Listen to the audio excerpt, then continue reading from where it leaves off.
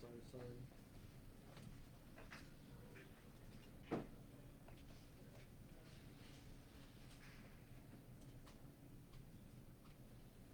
Sorry, I'm just formatting this card, and I am ready. Thank you.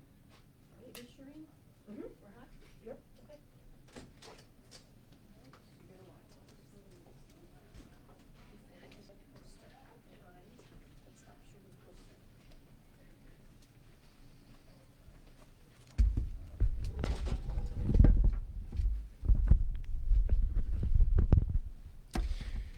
Good afternoon, everyone. My name is Matthew Graves, United States Attorney for the District of Columbia. I am joined today by Assistant Director Luis Quesada with the FBI's Criminal Investigations Division, as well as members of the FBI's Miami Field Office and Assistant United States Attorneys Jack Corba and Karen Seifert. Today, the United States Attorney's Office for the District of Columbia and FBI's Miami Field Office announces additional steps taken in response to gang violence against U.S. citizens in Haiti. Haiti is facing a humanitarian crisis. Innocent civilians, including U.S. citizens, are targeted and held under the threat of death if an exorbitant ransom is not paid. Gang leaders have operated with virtual impunity. The gangs contribute to and exacerbate the humanitarian crisis and destabilize political institutions. For the last several years, our office, together with the FBI, has been aggressively investigating and prosecuting gang violence against U.S. citizens in Haiti.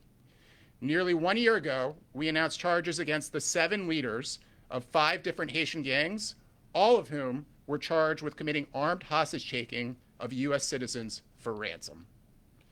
Today, in a continuation of that effort, we announced the unsealing of an indictment against Vidalome Innocent, the leader of a violent criminal gang that operates within Port-au-Prince, Haiti. For the past few years, Vidalome has led one of the most prolific gangs in the Port-au-Prince, Haiti area, known as Crez Barre.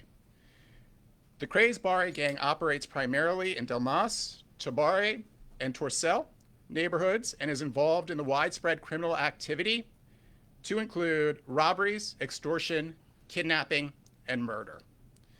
While Crez Barre is just one of many active gangs currently terrorizing the country of Haiti, Vidalome has wreaked particular havoc on U.S. citizens abroad and the people of Haiti by consistently targeting innocent civilians for kidnappings and by collaborating with other gangs within Haiti.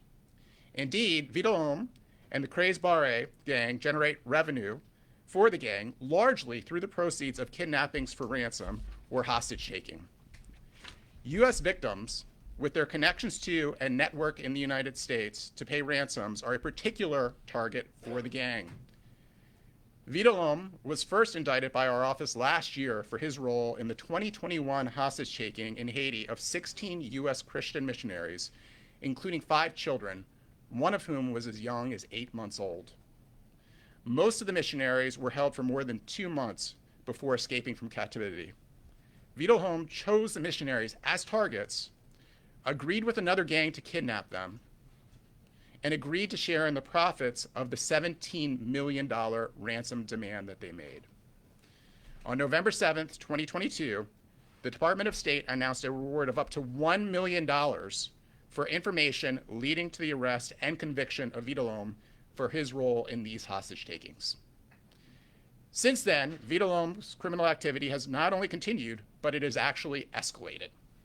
As described in the indictment unsealed today, in October of 2022, Vidalome ordered gang members to kidnap U.S. citizens Jean Franklin and Marie Odette Franklin, a married couple who were living in Haiti at that time. On October 7th, 2022, armed gang members stormed and forced their way into the Franklin residence. The gang members took Jean Franklin hostage and shot and killed Marie Odette Franklin. In the process, Jean Franklin was held in captivity for over 2 weeks. He was released following ransom payments negotiated in part by Vidalome. Today's unsealed indictment charges Vidalome with hostage-taking of both U.S. victims and conspiracy to commit hostage-taking resulting in death as it relates to Marie Odette Franklin's murder.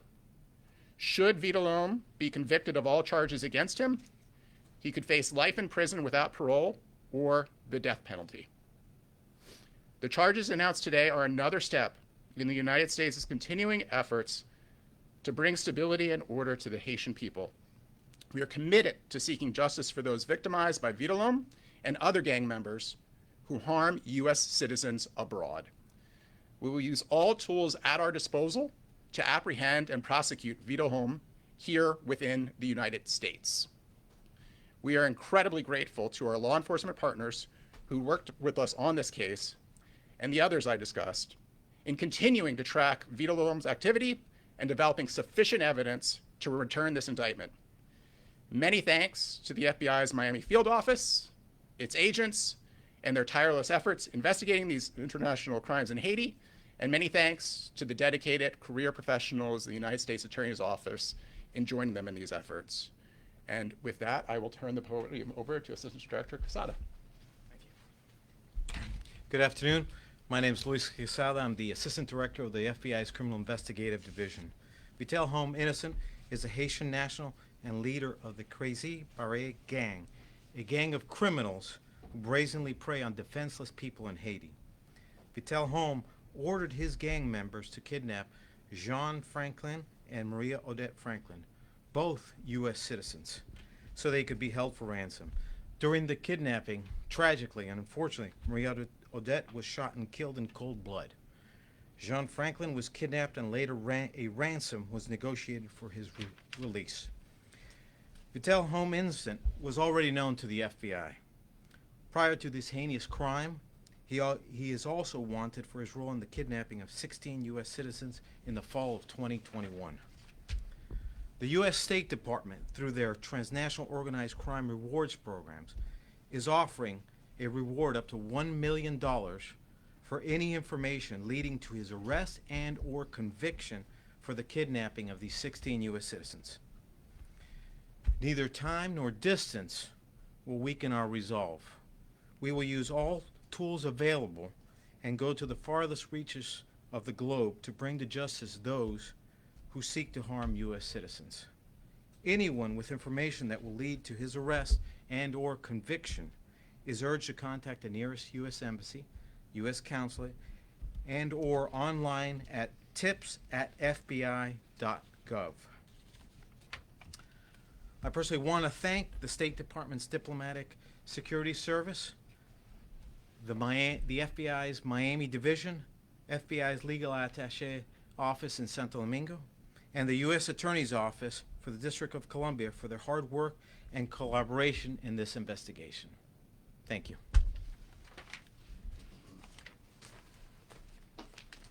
Thank you. And with that, we can take a few on-topic questions.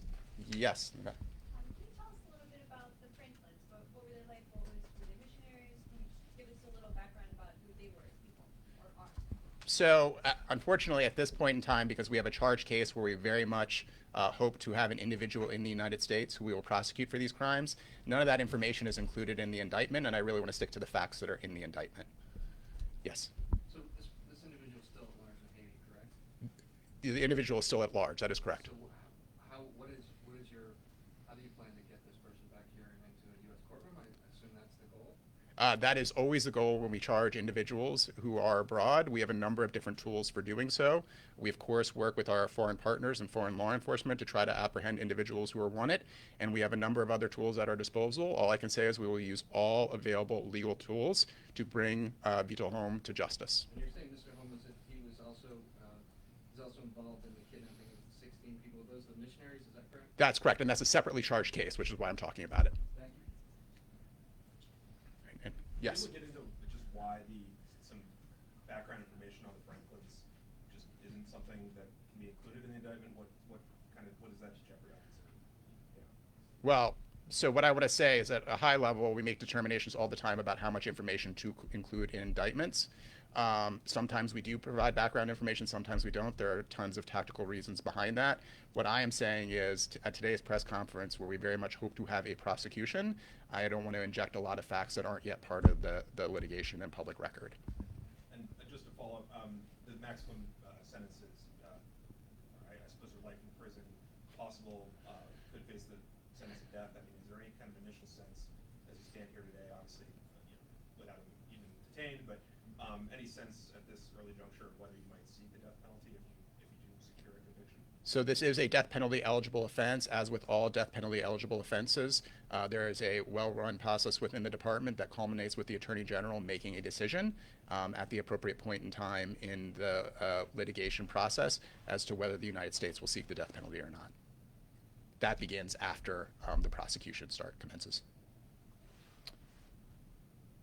Are you able to say anything about whether they were believed to be targeted because they were U.S. citizens? Is that available? So what I can say in general and what I have in the comments is U.S. citizens are a particularly attractive target, we know, to these gangs because it's understood they have connections back to the United States and have the means to pay a ransom.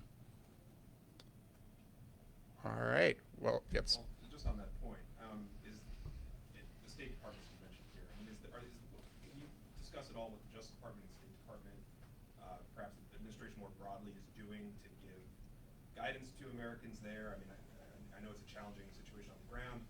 Just in terms of broader level advice and support to American citizens living there in this tumultuous time, can you discuss what's going on there in terms of what the administration is doing? So I would refer anyone that has any questions about traveling to Haiti or anywhere else in the world to the State Department. They really do have excellent resources that get very granular in terms of whether they recommend travel, and if they recommend travel, whether there are any restrictions that they recommend. That those recommendations are changed quite frequently because the conditions on the ground change quite frequently. I can say from the perspective of the Department of Justice, one thing that we are focused on and why we take this responsibility so seriously is that when Americans are kidnapped abroad, we will show that there will be swift accountability for such conduct. Do you have any details about when it took place, how Mrs. Odette, was that like an execution or was this a mistake? Or do you have any details about how this thing happened? So I very much understand the question. We, of course, do have details about how that's happened, but it's not part of the litigation record yet. The indictment references the dates, what happened, the tragic date of the storming of their then residence, and that she was unfortunately and tragically shot and killed in connection with that storming. All right. Well, thank you all very much for coming out today and your coverage of the topic. Thank you.